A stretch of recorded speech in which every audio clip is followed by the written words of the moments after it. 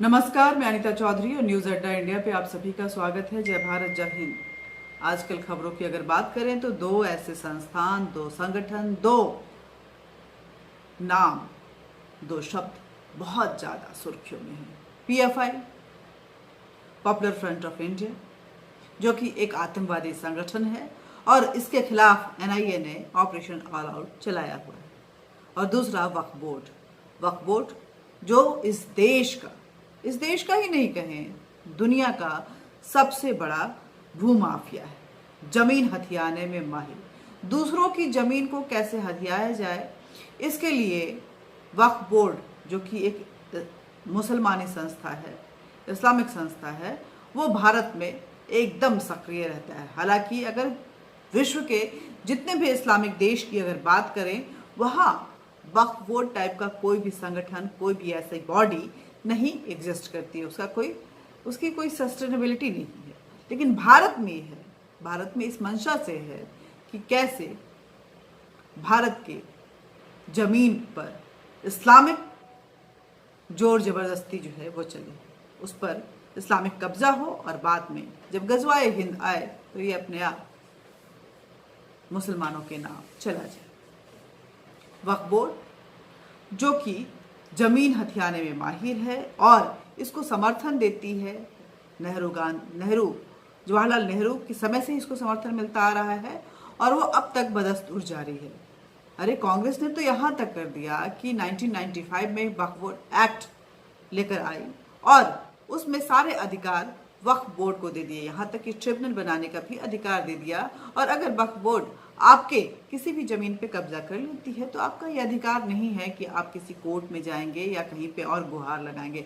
आपको उसी बॉडी के पास जाना पड़ेगा जिसने ये कब्जा किया हुआ है। अच्छा, उसे कोई ज़रूरत नहीं है कि वो साबित करे कि हाँ उसने, ये उसकी ज़मीन है। ये आपको साबित करना है कि ये ज़मीन हमारी है उसके सामने जिसने आपकी ज़मीन पे कब्जा किया हुआ है। गलती से खुदा न खास्ता वहाँ पे आपकी ज़मीन को अगर आप दावा जो ठोके हैं वो सहमत हो भी जाता है तो आपके केस को ट्रिब्यूनल में, वक्फ बोर्ड के ट्रिब्यूनल में भेज दिया जाएगा और वहाँ पे जितने भी चेयरपर्सन हैं, जितने भी उसके सदस्य हैं, वो सभी मुसलमान हैं। तो वहाँ से तो आपको मरवत किसी भी हाल में नहीं मिलनी है। चलिए बात करते हैं। ऐसा लगा था कि 2014 के बाद सरकार बदल गई है और ऐसे में भारत के जो हथियाए हुए जमीन है, जिस पर मुसलमानों का कब्जा है, मंदिर जिस पर औरंगजेब ने अपनी मुहर लगाई थी और आज मुसलमान हिंदू देवी देवताओं का मजाक उड़ाते हुए अपना कब्जा जो है उस पर जमाए बैठे हुए हैं। अगर लेने की बात करो तो दंगे फसाद की बात करते हैं। तो ऐसा लगा था कि नहीं, ये मोदी सरकार आई है, बीजेपी की सरकार आई है, भगवा सरकार है और यहाँ पे कहीं ना कहीं हिंदुओं के हक को जो है उसकी सुनवाई होगी, उसको दिलाया जाएगा। और जितने भी ये मुस्लिम परस्त और आतंकी परस्त और जो हमारे यहाँ आक्रांता परस्त कानून बनाए गए हैं, जैसे मंदिर एक्ट, रिलीजियस एक्ट 1991, वक्फ बोर्ड एक्ट 1995, ऐसे कई एक्ट हैं, उनको ध्वस्त किया जाएगा, उनको निरस्त किया जाएगा और देश में यूनिफॉर्म सिविल कोड लाया जाएगा। एकल कानून जो है सबके लिए होगा। लेकिन अभी तक ऐसा नहीं हुआ है और इन 8 सालों में, 9 सालों में देखें तो वक्फ बोर्ड की जमीन दुगनी हो गई है। कैसे दुगनी हुई? देखिए, एक अल्पसंख्यक मंत्रालय है और एक अल्पसंख्यक आयोग है। ये क्यों बना हुआ है इस देश में आज तक किसी को समझ में नहीं आया। लेकिन और अगर हम बात करें अल्पसंख्यक मंत्रालय और आयोग की, तो हमारे देश में अल्पसंख्यक सिख भी हैं, हमारे देश में अल्पसंख्यक जैन भी हैं, बौद्ध भी हैं और मुसलमान भी हैं। लेकिन इस अल्पसंख्यक आयोग पर और इस अल्पसंख्यक मंत्रालय पर सिर्फ और सिर्फ मुसलमानों का कब्जा है। मतलब भारत में अल्पसंख्यक मतलब मुसलमान, जो कि अब बहुसंख्यक बन चुके हैं। उनकी जनसंख्या को देखें तो बड़े ही तीव्र गति से बढ़ी है और कहीं से भी वो अल्पसंख्यक नजर नहीं आ रहे हैं। ये बात 2018 की है, जब मुख्तार अब्बास नकवी, जो कि बीजेपी के कद्दावर नेता हैं और अल्पसंख्यक मंत्रालय के सर्वेसर्वा भी रह चुके हैं, अल्पसंख्यक मंत्री भी रह चुके हैं, उस समय में मुख्तार अब्बास नकवी के अल्पसंख्यक एवं वक्फ मंत्रालय में 4 राज्यों की वक्फ संपत्तियों का सर्वे का काम शुरू किया गया था और ये काम जो है AMU को दिया गया। कमेटी बनी, कमेटी के हेड थे प्रोफेसर खुर्शीद। अब समझ लीजिए कि यहाँ पे जो भी आएगा मुस्लिम आएगा और कितना आपको इंसाफ मिल पाएगा। यूपी, उत्तराखंड और कई जिलों में इसके सर्वे शुरू हुए। 4 साल तक ये सर्वे चलता रहा। AMU की इस कमेटी ने 4 साल तक मौज की, करोड़ों का खर्चा हुआ और निष्कर्ष निकला कि वक्फ की 50% संपत्तियों पर अभी भी कब्जे हैं। इसका मतलब यह हुआ कि वक्फ के पास 8 लाख एकड़ जमीन पर कब्जा तो है ही और इतनी ही भूमि पर कब्जा लेना शेष है, अर्थात वक्फ 16 लाख एकड़ भूमि का अकेला स्वामी है, जिस पर कोई सुनवाई नहीं है, उसको कोई भी कागज पेश करने की जरूरत नहीं है। उसने बोल दिया कि ये जमीन मेरी तो उनकी, ऐसा ही हो गया। यूपी के हर शहर में हजारों नए वक्फ संपत्तियां ढूंढ कर इस कमेटी ने वक्फ बोर्ड के नाम कर ली।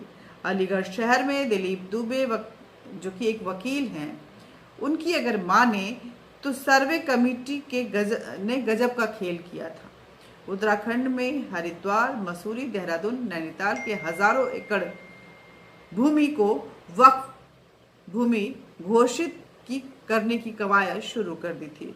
मुख्तार अब्बास नकवी, इसी वजह से शायद उनका मंत्रालय भी गया। आप अंदाजा लगा सकते हैं, मगर तब तक ये अपना काम कर चुके थे और देश का काम तमाम कर चुके थे। बहरहाल वक्फ का मामला इतना बड़ा है कि जो लोगों की समझ में नहीं आएगा उनको समझाना भी इतना आसान नहीं है। 1947 को वक्फ के माध्यम से दोहराने की कोशिश की जा रही है। अब ये कोशिश की जा रही है कि वक्फ के माध्यम से 1947 जैसी घटना को दोहराई जाए और पूरी की पूरी जमीन वक्फ को दे दी जाए, जो कि एक इस्लामिक संगठन है, और फिर उसके बाद यहाँ पे एक और पाकिस्तान की कवायद शुरू हो जाए। लेकिन किसी ने पत्थर उछाला था जिसका नाम योगी है, और इस बार आसमान में छेद भी हुआ जो साफ नजर आ रहा है। वक्फ का सर्वे हो रहा है, वक्फ की जमीनों की बातचीत चल रही है, चर्चाएं चल रही हैं और सवालों के घेरे में वक्फ एट 1995 है। वक्फ का मतलब क्या होता है? वक्फ का शाब्दिक अर्थ जो है वो खड़ा होना, रोकना या कब्जे में लेना है। ये सीधे सीधे है, लेकिन जवाहरलाल नेहरू ने इसको हरी झंडी दे दी थी। Thomas Patrick huge, Rupa and company, Delhi 1990 द्वारा रचित इस्लाम का शब्दकोश वक्फ के शब्दकोश की व्याख्या यही करता है। यह धर्मार्थ उपयोग हेतु संपत्ति का विनियोग या समर्पण है। यह एक प्रकार की धार्मिक बंदोबस्ती है जिसका जमींदार वक्फ बोर्ड होता है। आपकी जानकारी के लिए मैं यहाँ पे बता दूं कि भारत में भूमि के मामले में वक्फ की जमींदारी अल्पकालीन रूप से बहुत बड़ी है।